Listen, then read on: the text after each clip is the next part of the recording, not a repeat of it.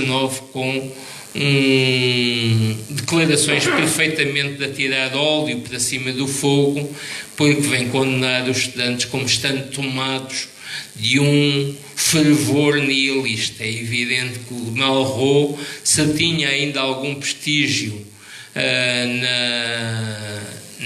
em quem tinha alguma atividade na cultura, perdeu-o todo e associou-se a um regime gaulista que estava claramente em queda. O regime gaulista tinha, poucos anos antes, recuperado algum prestígio, porque tinha havido a Guerra da Argélia, mas o de Gaulle tinha tido a posição final de reconhecer a independência da Argélia, depois de muitos crimes praticados pelos franceses contra os independentistas argelinos, mas o de Gaulle estava completamente ultrapassado pelo caos completo que ele via como incontrolável no país.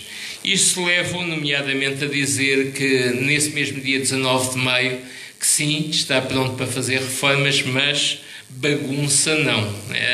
E esse foi mais uma declaração que se associou à de Malraux. Os sindicatos, entretanto, vão, e aqui eu diria que vai haver uma grande separação entre quem era mais próximo dos comunistas e dos que estavam na extrema-esquerda, porque a extrema-esquerda vai considerar que os sindicatos vão fazer uma traição. No dia 27 de maio vão assinar os chamados acordos de Grenelle.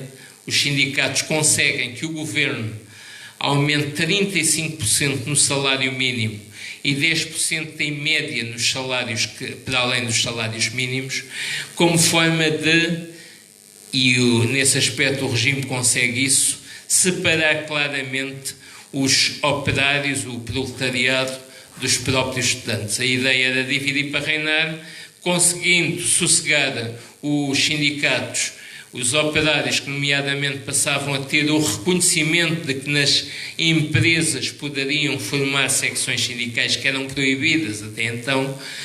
O regime começou a fazer a contra-revolução do maio de 68.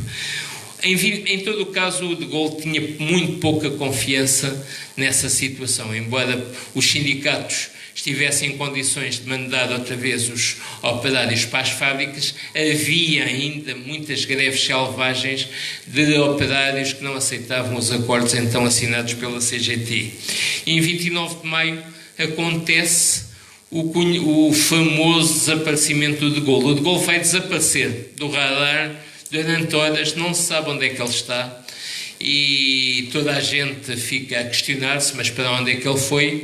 E depois veio-se a saber que ele tinha ido para a Alemanha, em Baden-Baden, e foi-se reunir com as chefias militares francesas. E a questão que eles iam discutir era basicamente esta: fazemos um golpe militar e pomos toda a gente que está fora da ordem novamente na ordem? Haveria, e podemos obviamente lembrar-nos que nos anos 60 não era muito difícil, apareciam golpes militares por tudo e por nada, e portanto, inclusive na Grécia também tinha acontecido um golpe militar, não era o primeiro país europeu onde isso aconteceria. Ou saíam para eleições.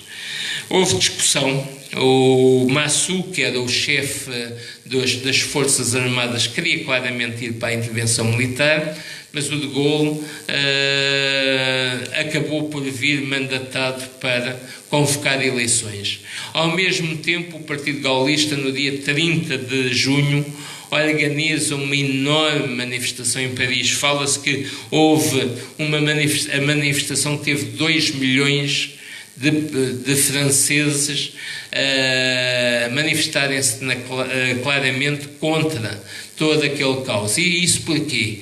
Porque os pais, no fundo, de muitos daqueles estudantes, os pais, os avós, detestavam a desordem e andavam doidinhos para recuperar a ordem em que se sentiam dantes entediados, como dizia o editorialista do Le Monde. As eleições que vão acontecer em 30 de junho vão dar a maioria absoluta ao Partido Gaulista. Ou seja, o Partido Gaulista, que estava antes do maio de 68 com apenas um deputado a mais na Assembleia, com a maioria de um deputado, passou a ter maioria absoluta e foi uma maioria rotunda, grande. Portanto, parecia na prática que a situação ia normalizar-se, que tudo ia voltar àquilo que era a realidade antes do dia 2 de maio, só que isto foi uma vitória de pirro para o gaulismo, porque no ano a seguir, quando tudo já estava outra vez sossegado e o De Gaulle quis assegurar a legitimidade com um referendo, a verdade é que ele vai perder o referendo e é então que ele vai afastar-se da chefia da República, vai para Colombey des Églises, que era a terra dele, e ali há de passar os poucos anos que terá de vida, sendo sucedido pelo Georges Pompidou, que era um homem que, apesar de tudo, tinha alguma capacidade negocial para tentar evitar que voltasse a haver um fogo daquele tipo. De modo que temos que ver hoje, com a distância histórica que nos permite estes 50 anos que entretanto se passaram, qual é o balanço do que aconteceu no maio de 68.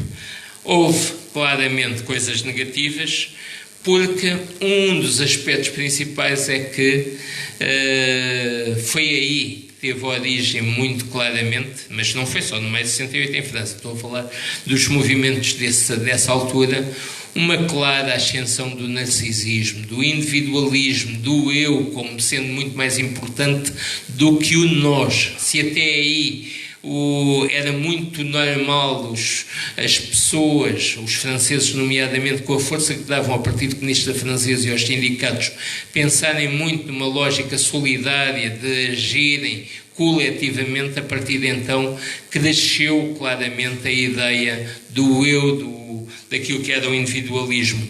Também o hedonismo, a revolução sexual, nós podemos nos perguntar se foi assim tão boa, apesar de pôr de pantanas o antigo puritanismo. É que as pessoas, pensando essencialmente que têm o direito ao prazer, distraem-se do resto e deixaram de ter muito menos atenção às injustiças que as rodeiam, à exploração efetiva das mais-valias que criam nos seus empregos e que enriquecem os patrões, e nesse aspecto nós vamos ver crescer nessa altura, até porque vem aí o choque petrolífero e vai abanar completamente com as economias a nível mundial, vai crescer nessa altura, começa a surgir em força as ideias de um senhor da Universidade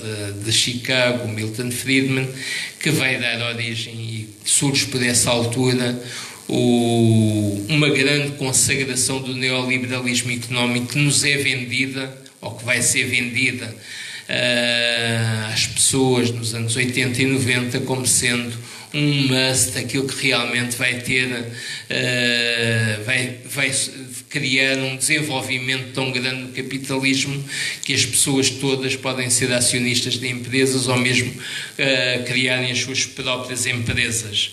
Mas ficam muitas coisas positivas e são essas que servem-nos para dizer que devemos enaltecer a herança do maio de 68, porque tornou-se óbvio que podem-se criar movimentos sociais muito fortes, a partir do nada, quase num momento quase nada acontece e de repente acontece aquilo que o Mao dizia, uma fagulha incendiaria toda a pradaria, e de repente acontecem movimentos. Ainda recentemente vimos, por exemplo, com os movimentos dos indignados, aqui em Espanha ao lado, por exemplo, isso foi evidente. Há movimentos sociais por tudo e por nada, por ecologia, feministas, surgiram movimentos de defesa dos LGBTs, por exemplo. Todos esses movimentos acabam por ser herdeiros do espírito combativo do maio de 68. A luta contra o sexismo acabou, nessa altura, a ideia de que o chefe de família que mandava, o homem tinha todo o direito de decidir se a mulher podia ou não podia ter contas bancárias, podia ou não podia ter um passaporte. Nesse aspecto, os direitos das mulheres começam a consagrar-se cada vez mais para essa altura. A luta contra o racismo também, embora ela derive muito do legado do Martin Luther King, não há dúvida que o Maio 68 há claramente posições de defesa de que todos os homens são iguais e que aquilo que a Revolução Francesa tinha estipulado dizia respeito também a todas as cores da pele ou a todo o tipo de pessoas. A consciência da importância do ensino público.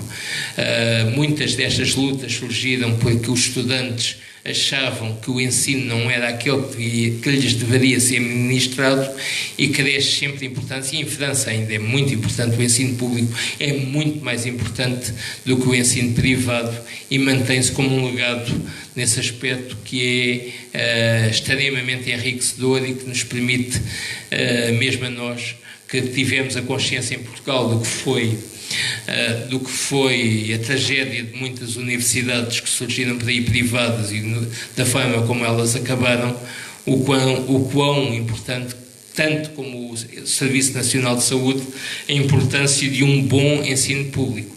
Depois aquilo que os sindicatos também conseguiram na altura, que foi o reconhecimento do direito dos trabalhadores dentro das empresas criarem as suas secções sindicais, terem os seus delegados sindicais e haver uma obrigatoriedade de negociação entre o patronato e os trabalhadores dentro de cada empresa. O legado é rico.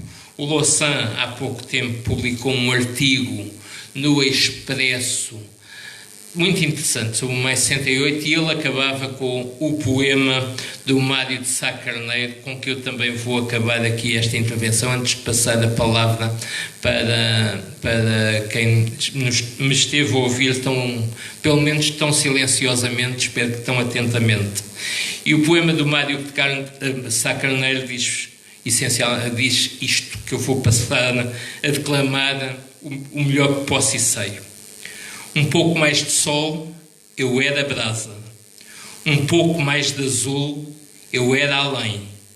Para atingir faltou-me um golpe de asa, se ao menos eu permanecesse aquém.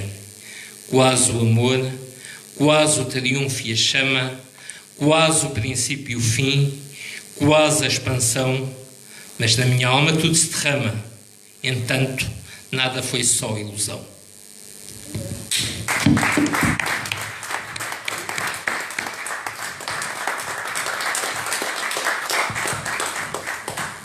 Muito bem, tivemos aqui a oportunidade de ouvir o Jorge, que nos deu aqui uma aula, digamos assim, sobre o Maio de 68.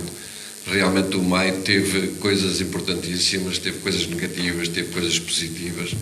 As positivas, no meu entender, prevaleceram mais do que propriamente as negativas, porque as negativas que ele falou aqui, como é a questão do individualismo, etc.,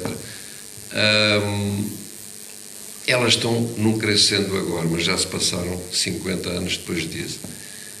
No entanto, as positivas, elas mantêm-se como a chama, é como se fosse uma chama que continua a arder por baixo. E eu acho que isso foi bastante importante.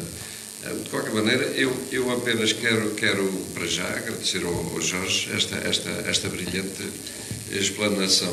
E agora vou passar ao microfone para quem estiver interessado em fazer alguma pergunta. Eu daqui não vejo muito bem, porque tenho os holofotes em frente. O Tomás, não é? Então, boa noite a todos.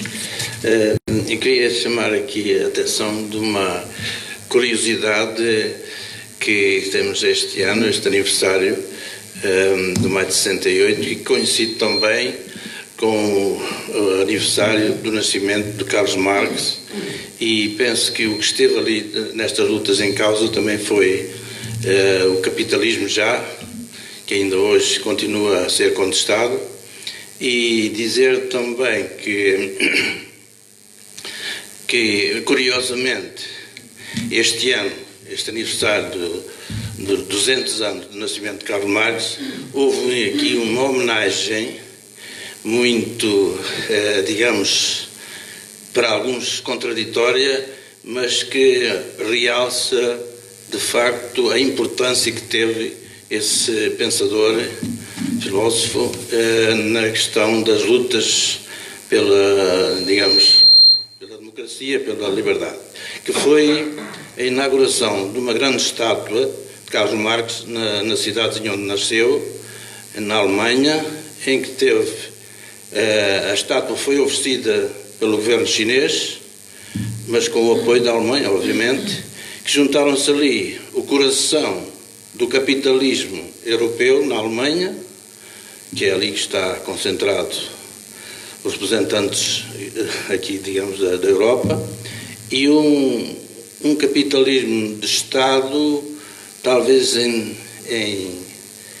mudança, em transição para que eles chamam socialismo de características chinesas. Ou seja, dois sistemas um pouco, para alguns, antagónicos, mas que se juntaram numa homenagem justa a uma pessoa que, de facto, transformou a forma de pensar no mundo. Era só. Obrigado.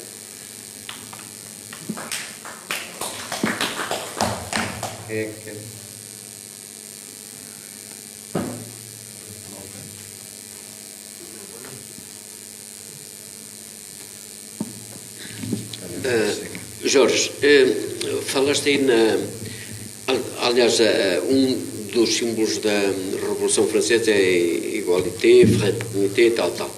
E, portanto, nomeadamente no que diz respeito ao sexo, não é? Quer dizer, a igualdade das mulheres, etc. Mas, curiosamente, neste filme, raramente se vê uma mulher, pelo menos no centro da ação. Portanto, não sei se queres referir alguma coisa relativamente a isso. E também, já agora, qual o impacto? Quer dizer, parece-me que cá a coisa só teve eco em 69, não é? A revolução, enfim, não será bem uma revolução, mas aquela manifestação estudantil de Coimbra e tal, portanto, as coisas chegam sempre aqui um bocadinho com uma decalagem, não é? Não sei se também quererias falar um pouco acerca disso. Não?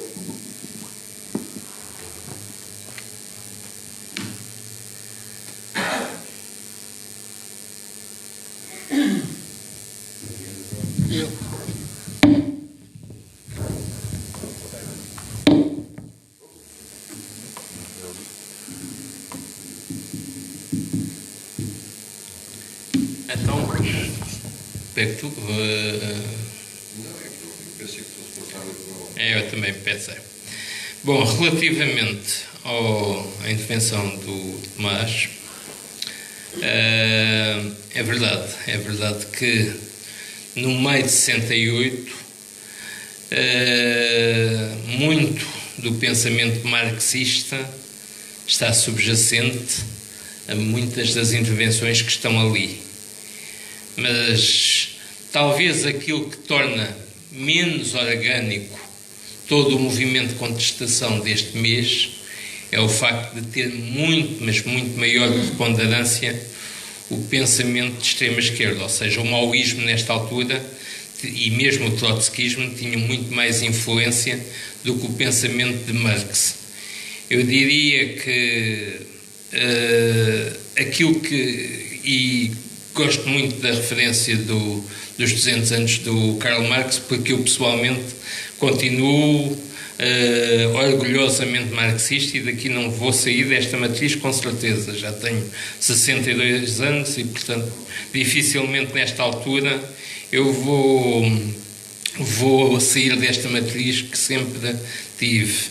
Mas nesta época o que torna tudo isto muito inorgânico é o pensamento de que realmente era possível uma revolução contra o próprio, contra aqueles que supostamente estavam formatados no pensamento só do Marx e do Lenin, essencialmente.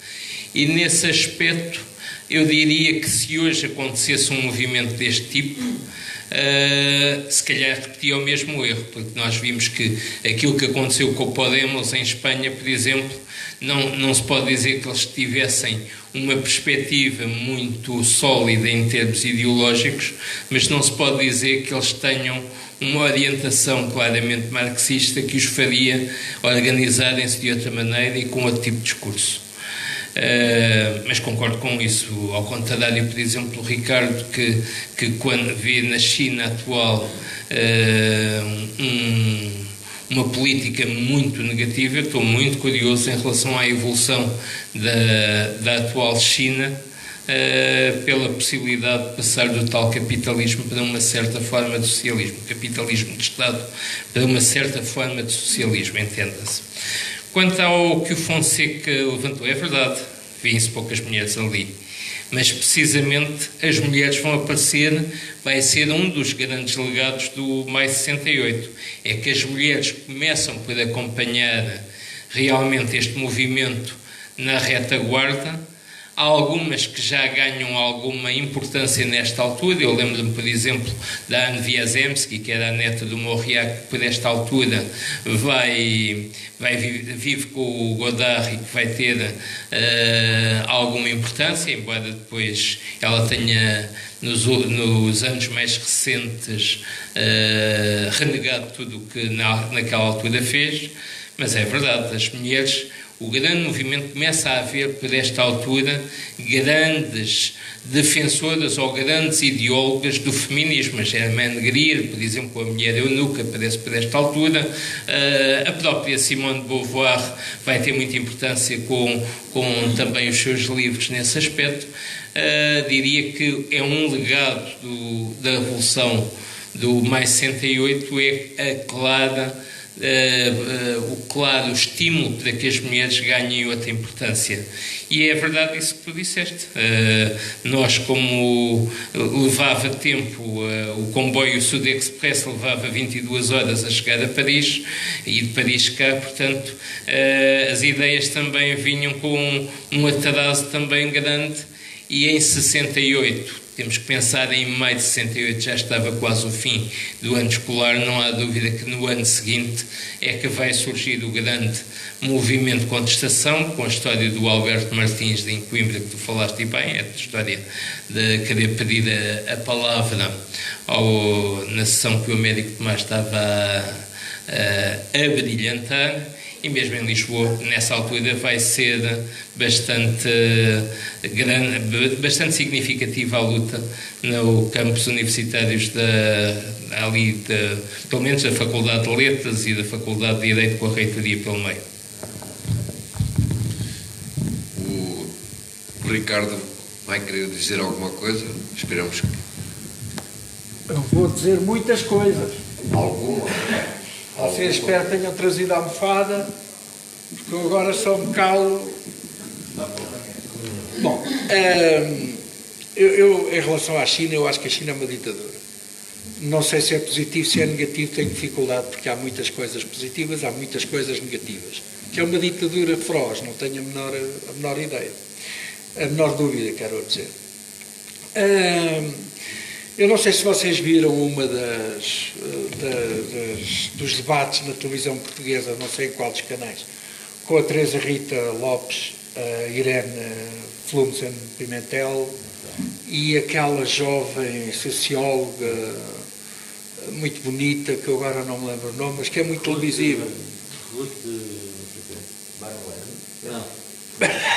Bom, eu achei muito engraçado as bicadas entre a Irene e a Teresa Rita Lopes, que foi a minha professora, em que a Irene se revoltava por um discurso de esquerda completamente deslocado, até porque eram ambas burguesas, mas burguesas não eram burguesas como eu sou, são da alta burguesia portuense, naquele caso. E o Maio de 68 é feito por jovens burgueses. E a eclosão, a grande eclosão do esquerdismo, maoísmo e por aí fora, é um movimento de jovens burgueses. E é isso, e que depois aparece realmente o apoio dos operários e a luta sindical, que obtém ganhos nos seus salários e não recua, porque não havia nada para recuar. Os jovens burgueses não tinham nenhuma proposta de poder. Sim, é verdade que houve inovação. Eu tinha 12 anos, tal como o Jorge, e lembro perfeitamente do que eu senti quando vi aquelas imagens, especialmente porque percebi que se podia também bater nos polícias. Não é que eu acho que se deva bater nos polícias, porque hoje em dia já não sou um jovem burguês, já sou um adulto burguês e não acho que se deva bater nos polícias. Mas também não acho que se tenha que obedecer. E esse é que era o grande ponto que estava ali. Há esse ganho. A questão sexual, que não tem a ver com a liberdade das mulheres. A liberdade das mulheres, no maio de 68, estou completamente contra. A liberdade das mulheres começou pela luta das mulheres no século XIX. Quando nós vimos isso, é tudo falácias. É tudo falácias. Porque depois os grandes revolucionários querem as mulheres em casa a lavar as cuecas e a louça. E esse é que é o problema. São as próprias mulheres que lutam pelos seus direitos. E demoraram décadas para os conseguir. A Simone de Beauvoir já ia muito na estrada, muito longe, a defender os direitos das mulheres, quando acontece o maio de 68. E por aí fora. E por aí fora. A liberdade sexual na América é diferente da liberdade sexual em França. A questão do Vietnã é transversal, até porque a guerra do Vietnã começa precisamente com os franceses, não é? E é essencial aqui no maio de 68 essa questão, até porque são os jovens que têm de ir à guerra. Portanto, é uma questão essencial, quer no maio de 68, quer na América. O Jorge assinalou, e muitíssimo bem, aliás, deixa-me agradecer-te e congratular-te novamente pela introdução que fizeste hoje ao maio de 68, é exemplo do que já fizeste em relação à Catalunha. Realmente é uma intervenção de grande qualidade. O rock and roll, o flower power ou o hippie, e este aspecto, digamos, de costumes que o maio de 68 traz, não é político. O aspecto de costumes, político no sentido de que tudo é política, a maneira como vivemos é política, sim, mas não é política no sentido de tentar conquistar o poder, porque eles não tinham esse programa no maio de 68. Isso é realmente algo que ainda hoje nós vivemos. Recordem-se, o Bloco de Esquerda tem sido constantemente levado ao colo pela imprensa, precisamente pelas questões dos costumes. Já no tempo dos trotskistas da LCI, era a questão dos costumes. E isso é importante, porque é assim que uma sociedade também progride, não é? Portanto, há um movimento muito grande em todo o mundo. Eu lembro-me de outras imagens que também me surpreenderam na Coreia, não é? Com os estudantes a lutar com a polícia. Mas esses não era a descobrir a areia, a praia debaixo do asfalto. Esses tinham uma estratégia, não sei se vocês se lembram dessas imagens. À primeira vista era uma coisa convencional. Havia a linha da polícia a avançar e a linha dos estudantes a defender, não é? Parecia que se estavam a retirar, mas não retiravam, porque a segunda linha dos estudantes eram os manuéis com uns varapaus imensos que chegavam à polícia, não é? E antes que a polícia chegasse aos estudantes, estavam eles. Portanto, aquilo foi em todo o mundo, praticamente. Na China, que já era uma ditadura feroz, não é? Que matava, que se fartava, pior que o Dundum. Na China, mais uma vez, a revolução cultural era uma estratégia enganosa para matar mais, não é? Com o bando dos quatro e toda aquela... Aliás, nós passámos aqui um filme extraordinário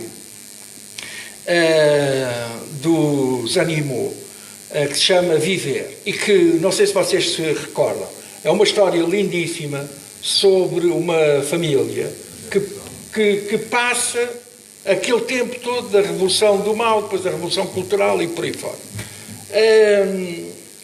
Assim como o movimento das 100 Flores, tudo estratagemas para apanhar as pessoas que pensavam diferente, não é? Apanhar significa matar, não é? Limpar-lhes o sebo. Daqueles que matam e ficam mortos. Resolvidos. Estamos a falar de centenas de milhares de pessoas, não é? O que é que foi as 100 Flores? Foi uma palavra de ordem do nosso amigo Mao Zedong, que diz, não, agora vou abrir o sistema e nós vamos dar a oportunidade às pessoas para se exprimir, porque nós precisamos, é com a abertura que o sistema se renova, digam o que têm a dizer, pronto, ai daqueles que falaram. Que 100 flores floresçam para o regime, matou-os a todos, não é? E a Revolução Cultural, que era realmente um aspecto muito forte no maio de 68, foi uma purga igual, portanto, de grande mortandade e de grande destruição do país. Porque a China esteve, primeiro, eliminou tudo o que sabia fazer, fosse o que fosse. Nesse filme que nós passámos aqui, tinha a ver com os médicos, não é? Porque os médicos, a partir da Revolução Cultural, aqueles que tinham estudado medicina, eram, obviamente, contra-revolucionários e foram todos presos e por aí fora. E os estudantes é que tomaram o poder, havia uma espécie de uma malinha com um manual de primeiros socorros e eram enviados para todo o lado. E destruíram completamente toda a estrutura da sociedade chinesa. Quem fala no serviço de saúde, nas universidades, em todo lado, não é? E isto não é novo. Quer dizer, agora no nosso amigo Passos Coelho, tivemos outra vez a peste grisalha. Isto não é novo. Esta luta contra os mais velhos, não é? Bom, eu não sei se não há algo de interessante nesta tensão etária. Eu não estou, à partida, a pôr em causa isso, não é? Porque isso tem aspectos positivos na renovação das sociedades e é preciso dar lugar aos mais novos. Eu sou de uma geração que assistiu à dificuldade com que a geração anterior largou os lugares. Tinham que ser obrigados a sair. Portanto, os meus chefes tiveram que ser escovados. Senão não saíam. E saíam, mas mantinham-se à frente dos carros. Até aquilo cair de podre. E, normalmente, as instituições que eles lideravam caíam de podres. Aconteceu em todas as universidades esse tipo de problema. Portanto, isto também é um problema. Há que facilitar essa renovação, a renovação etária, não é? Mas queria voltar à questão dos costumes. Essa questão dos costumes, que acontece em todo o mundo, principalmente no Ocidente, se é que se pode falar do Ocidente, eu não tenho realmente uma entidade que possa nomear. Essa revolução de costumes vai criar uma faixa social reconhecida em termos sociológicos, que é aquela em que nós nos situamos. Que é quem? São as pessoas que estão sensíveis a estes temas. Temas da ecologia, temas da liberdade sexual, da igualdade dos sexos, da igualdade em si, não é? O equalitarismo, a liberdade, somos nós. E é este grupo social que está agora a ser posto em causa com uma nova realidade, que tem a ver com as mudanças que, entretanto, foram operadas, com a globalização, a revolução tecnológica e por aí fora, e que está a nascer um novo grupo social que já tem características diferentes. E há, outra vez, um choque tectónico entre estas, eu não vou dizer classes sociais porque não são classes sociais, mas são grupos sociais, que são marcados por certos traços que estão presentes nos e não estão presentes noutros, não é? Em relação ao maio de 68, para mim foi muito importante. Penso que é importante reter, com um sorriso nos lábios, certos aspectos, mas também é preciso reter que as lutas políticas não passaram pelo maio de 68. São outra coisa, não é? E, para mim, é onde começa a grande questão da esquerda. Eu não digo o fim da esquerda, como é evidente, mas a questão da esquerda. Em Portugal, nós tivemos uma evolução que, de certo modo, retardou esse questionamento da esquerda. Mas é aqui que começa o fim dos PCs na Europa. É precisamente aqui. Mas em Portugal não aconteceu isso, não é? Está longe de acontecer. O Partido Comunista continua a ser um partido que é importante na lógica partidária. Mas é aqui que começa a reflexão a dizer, mas espera lá, esquerda afinal é o quê? Porque aquilo que se diz não é aquilo que se faz. Aquilo que a esquerda diz está muito destacada, muito distanciada daquilo que os operários, daquilo que os trabalhadores sentem, os problemas dos trabalhadores. Porque a própria esquerda criou uma classe arrogante de poder. Que me perdoem todas as pessoas de esquerda, porque eu respeito as pessoas, já o disse, apesar de eu não ser de esquerda, eu tenho um grande respeito pelas pessoas de esquerda. E vou dizer outra vez porquê. Porque são pessoas que almejam uma sociedade melhor. Não estão fixados no melhor para elas próprias. Não. Estão a pensar como é que isto podia ser melhor.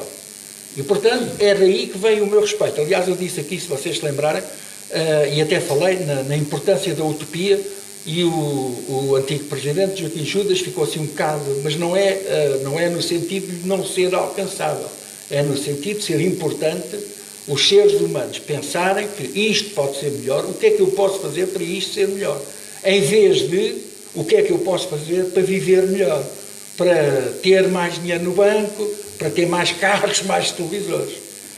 Tenho dito. Muito bem. Eu tenho aqui o microfone, podia dar uma chegadinha, uma coisa. Liga. Bom. Mais chegadinho uma coisa. Quando se disse aí em relação à Revolução de maio de 68 em França, disse aí que os principais autores da revolta, digamos assim, não tinham um programa de apanhar o poder. Nem sequer tentaram. Foi simplesmente uma revolta. Mas, de facto, ficou de fora uma parte significativa dos ganhos tirados dessa luta. Foram os ganhos sociais de uma força que estava minimamente organizada e conquistou posição social. Foram os sindicatos que apareceram na altura, penso eu, na altura exata, quando estava tudo, meteram-se, fizeram uma greve geral e saíram com bons ganhos sociais que o Jorge fez o favor de explicar aí pormenorizadamente. Era só o que tinha a dizer.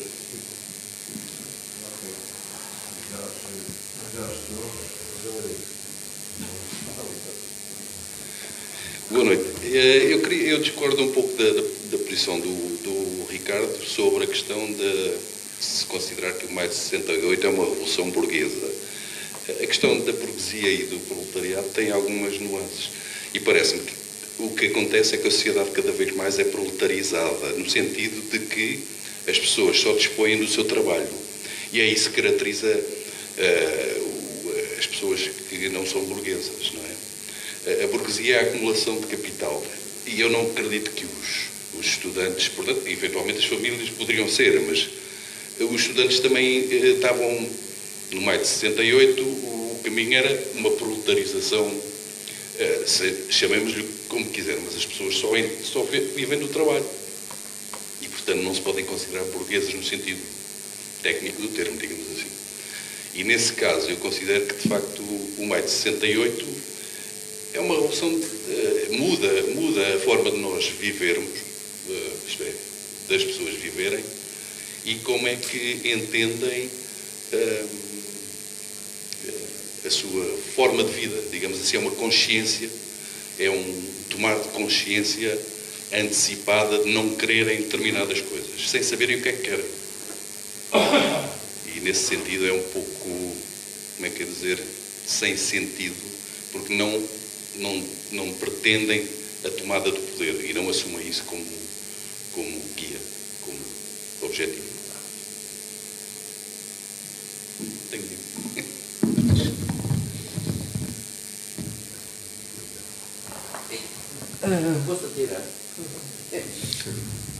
Só um pequeno detalhe.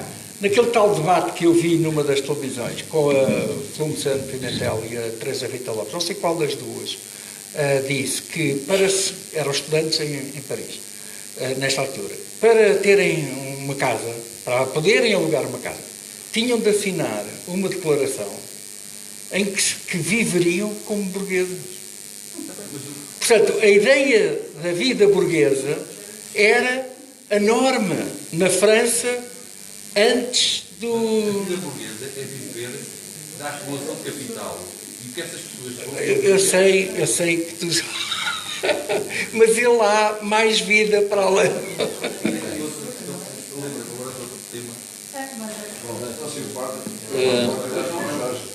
Agora teria uma palavra. O Freitas está... Boa noite.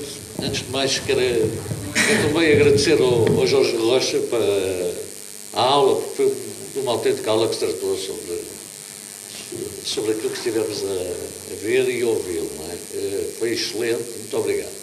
Eu tenho muita dificuldade de falar sobre o maio de 68, porque eu na altura tinha 11 anos. Portanto, tinha 11 anos.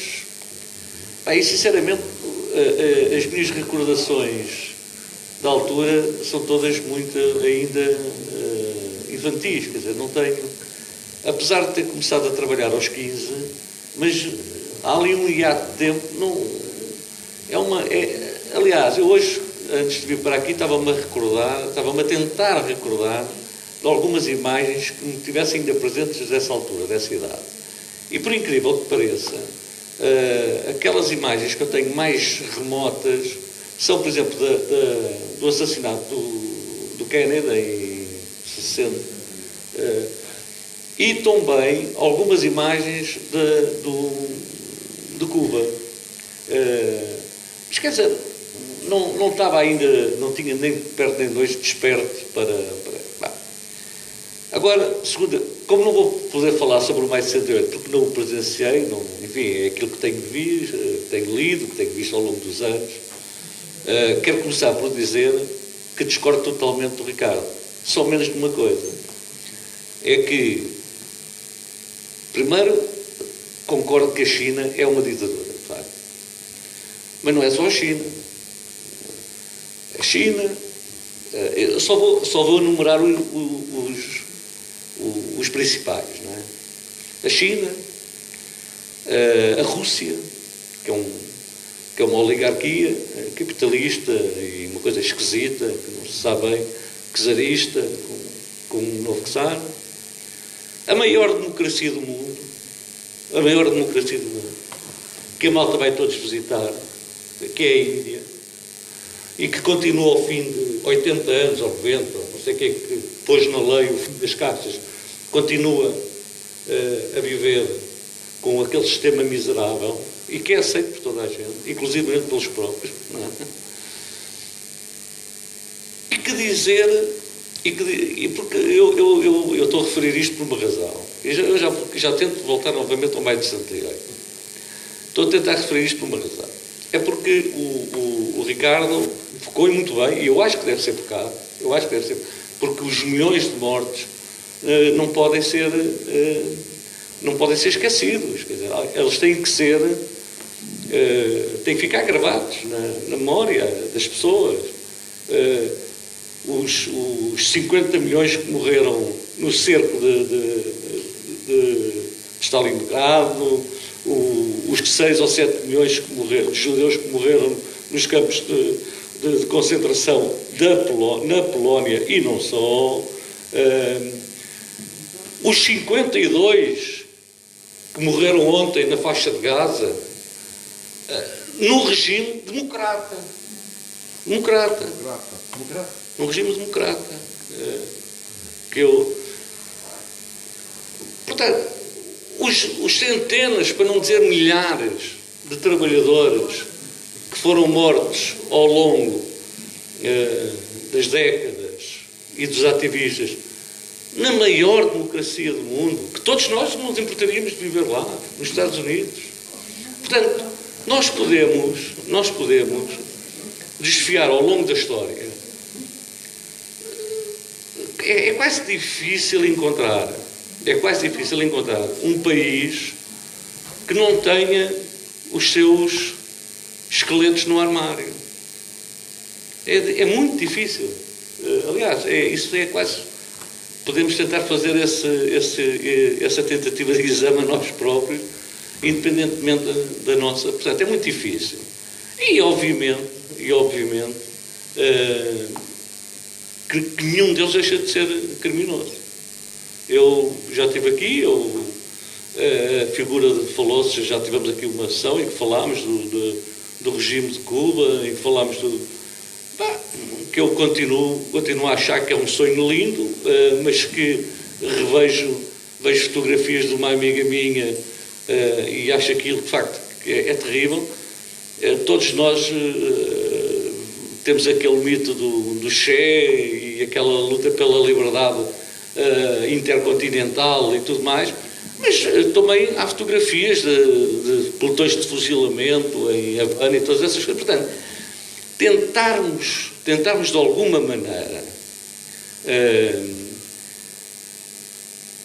rodar a história ou torcer a história num determinado sentido, fazendo crer, ou pelo menos aparentando, que há um conjunto de crimes que foram cometidos, que têm todos eles uma certa base, não é verdadeiro. Não é verdadeiro.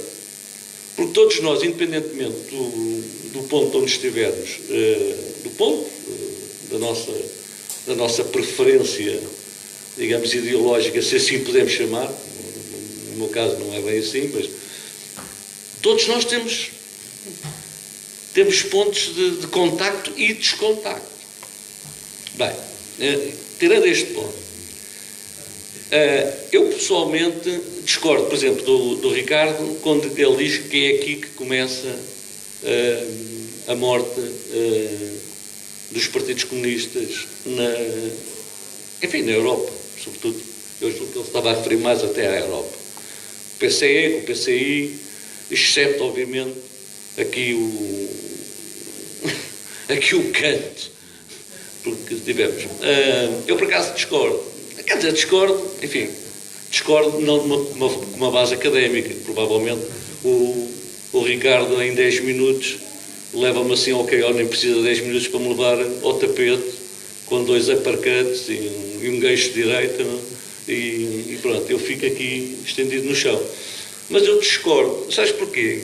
Porque em 74, 75, se a memória não me atraiçoa, houve um grande país, talvez um dos maiores países da Europa, na altura, se calhar seria aí a segunda ou a terceira economia na Europa, que era a Itália,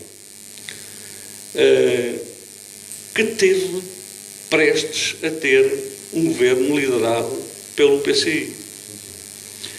E só não foi por uma razão. Às vezes a malta esquece disso, não é? Só não foi por uma razão. É porque as tropas da NATO interviram militarmente na Europa. Isso é uma coisa que não está nos manuais, quer dizer, mas interviram não de uma forma física. Houve a intenção de Como todos nós nos lembramos, em 74 e em 75 em Portugal,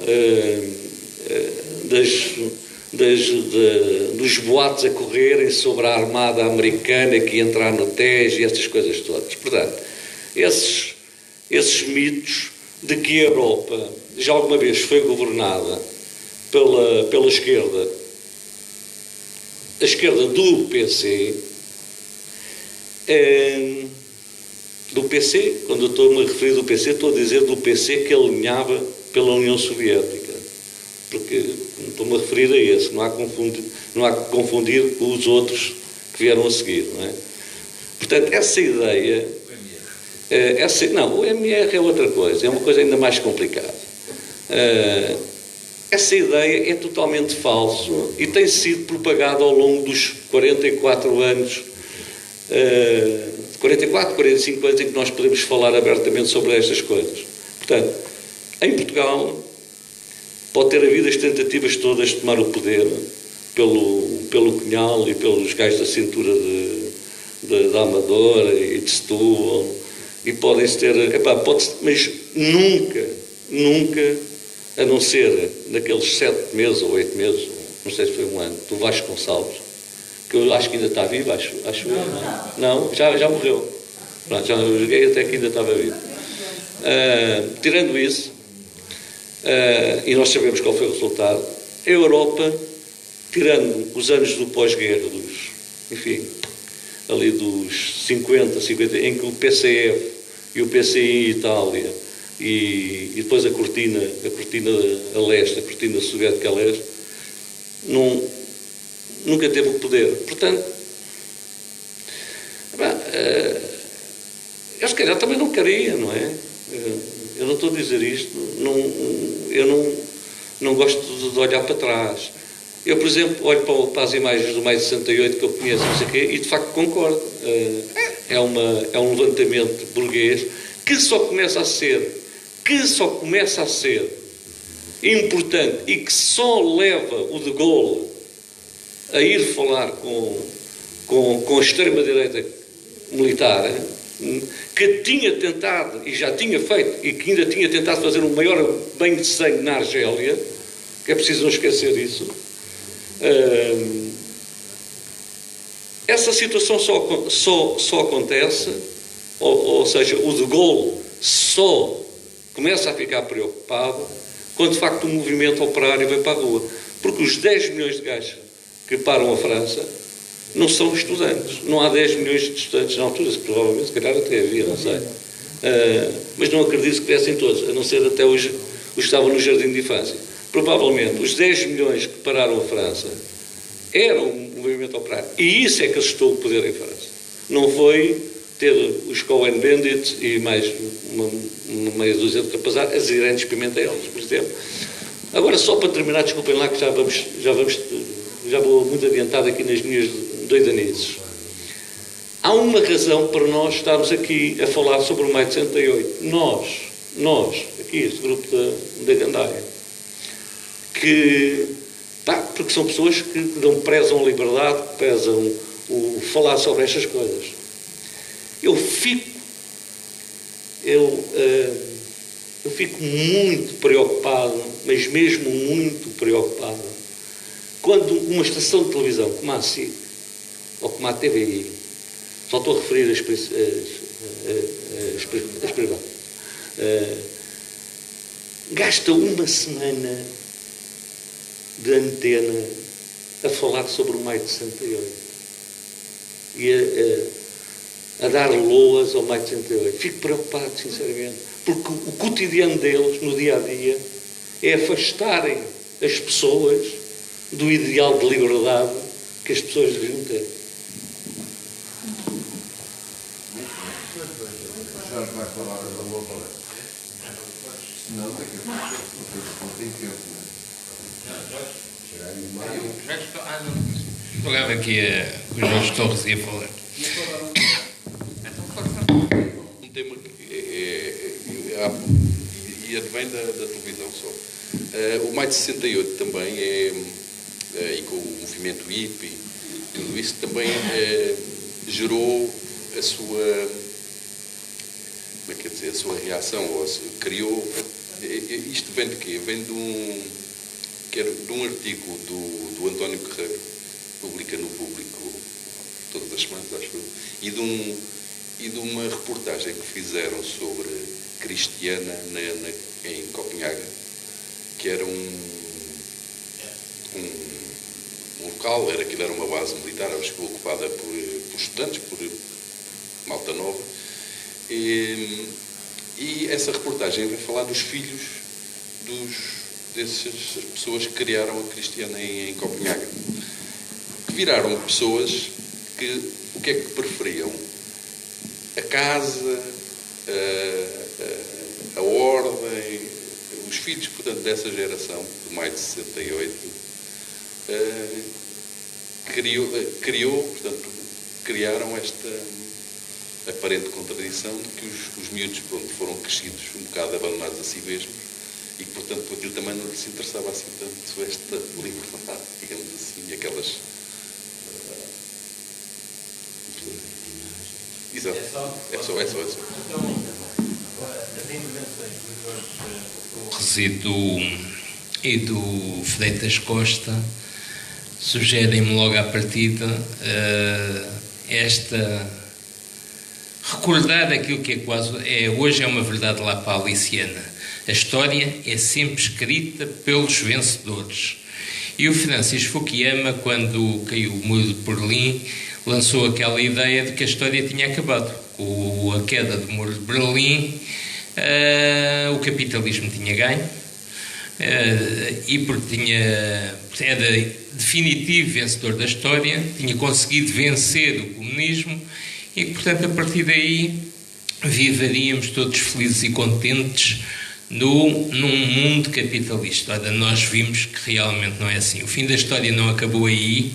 O Francis Fukuyama já teve que desdizer aquilo que propôs na altura, e a história é cheia de paradoxos. Este paradoxo que o Jorge Torres levantou é verdade e tem a ver com aquilo que disse sobre um dos aspectos negativos do Maio 68. Os filhos das pessoas do Maio 68 viraram-se muito mais para o individualismo, para o eu, para o sucesso pessoal, e necessariamente esqueceram aquela lógica de terem uma lógica de trabalharem numa base do nós, da partilha, da solidariedade com outros que tivessem interesses iguais. Mas a história não é feita só desses paradoxos, porque aquilo que o Ricardo disse.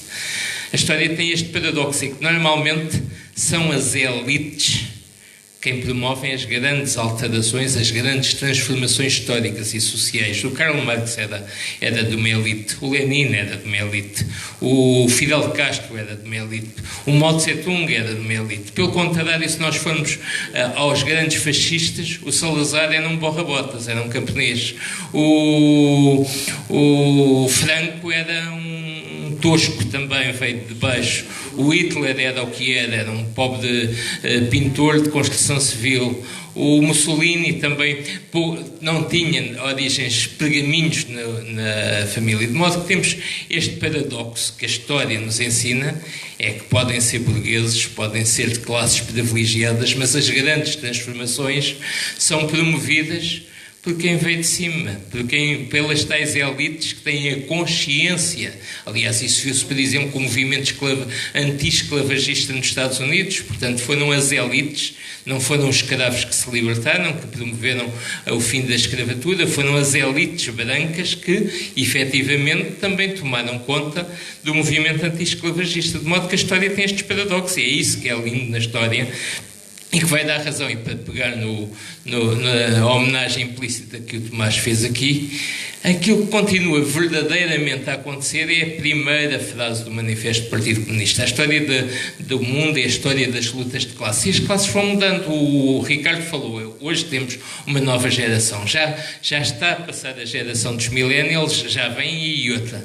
Mas o Mao Tse-tung, que é um exemplo que eu, nas coisas boas, retenho claramente. O Mao Tse-tung, quando quis promover isto nos anos 20 do século XX, quis pensar como é que poderia dar a volta a uma China que era feudal ele fez um livro que é uma cartilha fabulosa. Ele pôs-se a pensar, não havia proletariado na China, portanto, ele pôs-se a pensar, que classes é que eu tenho aqui? Quais são as classes que eu posso ter que me sirvam de apoio para uma luta contra os senhores feudais que dominam a China? Ele, no fundo, fez aquilo que qualquer marxista faz, ou seja, pega na lógica do materialismo dialético e na lógica do materialismo histórico e pensa quais são as classes que hoje existem. E hoje, ser de esquerda, e isto para pegar na resposta ou na questão que o Ricardo pôs, do que é hoje ser de esquerda, qualquer pessoa de esquerda hoje tem que ter a noção de que em cada momento tem que pensar quais são as classes que hoje existem. Já não há o proletariado praticamente acabou, mas existem os trabalhadores precários, existem os trabalhadores que não têm direito, aqueles que estão por conta de outrem. Temos uma sociedade cada vez mais agudizada entre aqueles que têm, ainda ontem soube-se quais era a diferença entre o salário médio dos administradores das empresas cotadas portuguesas e qual é o salário dos que para eles trabalham, e a diferença é abissal, 400 e tal vezes mais.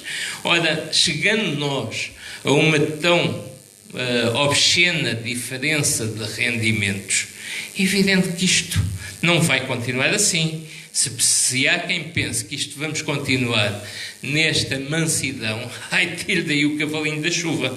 É evidente que pode dar para o torto e pode acontecer situações que sejam más e que haja grandes retrocessos. Mas eu, a esse nível, gosto sempre de recordar que, por muito que as situações sejam más, e houve pessoas que se suicidaram, por exemplo, estou-me a lembrar do grande escritor Stefan Zweig, que se matou em 41, ou da Virginia Woolf, que também se matou em 41 ou 42, qualquer deles se suicidam, um no Brasil, em Petrópolis, a outra em Inglaterra, porque eles pensaram, eu sou judeu, os nazis vão ganhar a guerra, o mundo vai ficar todo nazificado, eu vou matar antes de ver um mundo assim. É evidente que foi, obviamente, numa análise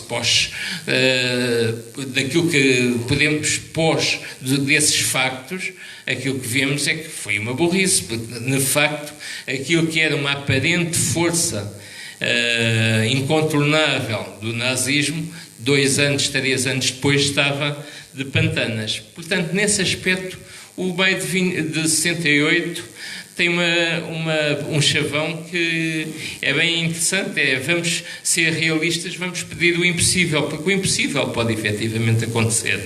E a esse respeito eu há bocado não falei. O Ricardo falou que a guerra do Vietnã teve muita importância. É preciso dizer que enquanto o maio de 68 está a acontecer, estão a acontecer em Paris também os primeiros encontros entre os norte-americanos e os norte-vietnamitas, para conseguir a paz no Vietnã. É evidente que os americanos ainda vão tentar despejar toneladas de napalm sobre o Vietnã, vão fazer a grande ofensiva contra o Norte e depois há a contra-ofensiva de Tet, mas, portanto, nesta altura os americanos já estão a ter a noção, estamos numa situação em que o Nixon ainda não é o presidente, estamos no final do mandato do Lyndon Johnson, e em que o Lyndon Johnson, que não vai se candidatar, ele prescindiu de ir a um segundo mandato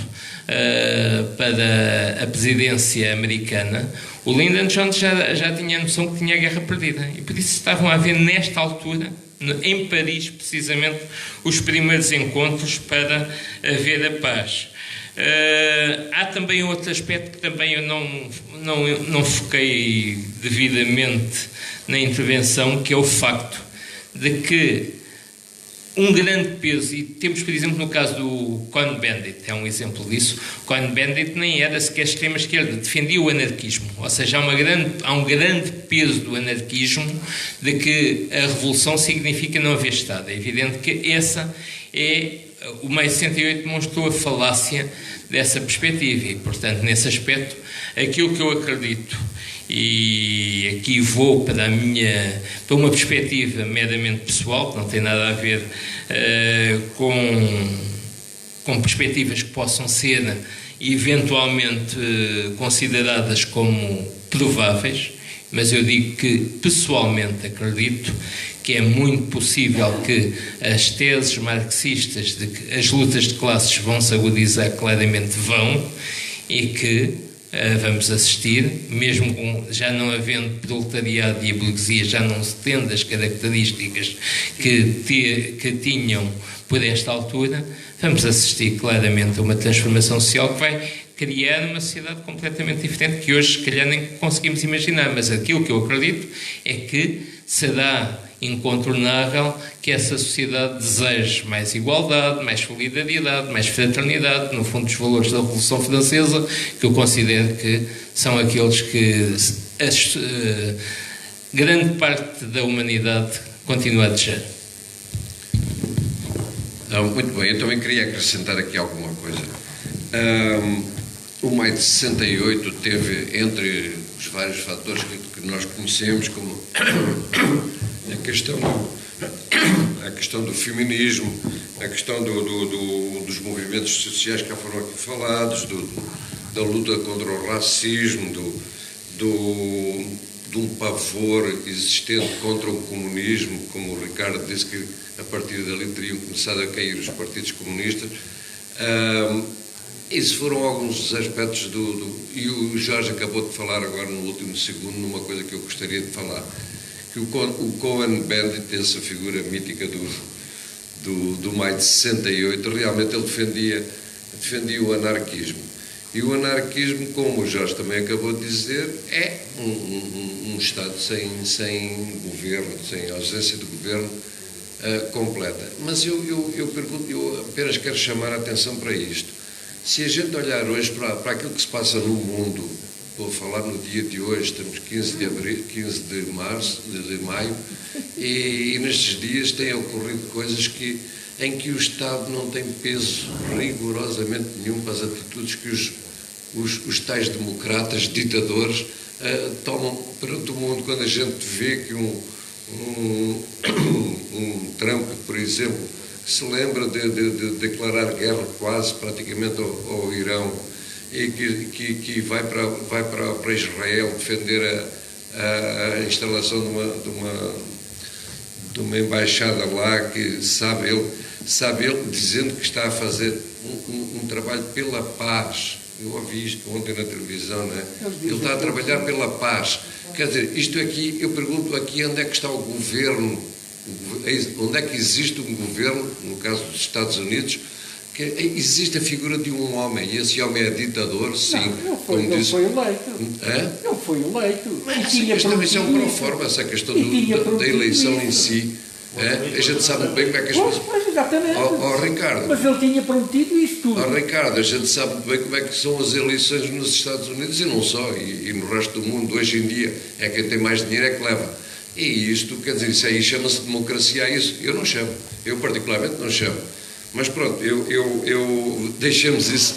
Eu apenas queria dizer que, devido aqui ao adiantado da nossa hora, o Jorge trouxe-nos uma explanação absolutamente fantástica sobre esta questão do Maio.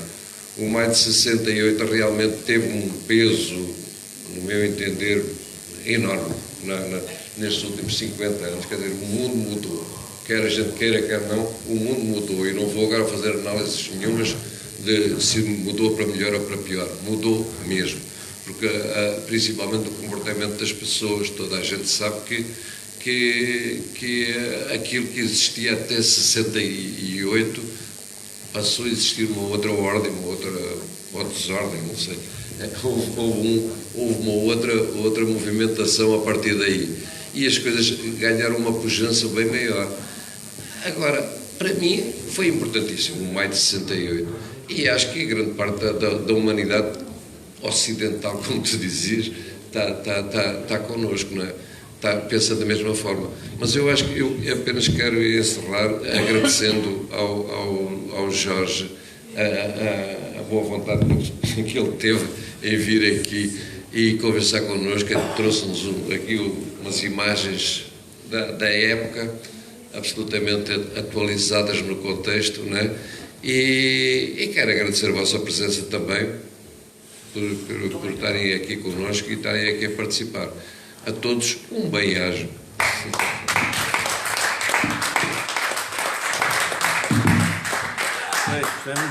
Foi, não foi? Sim, sim.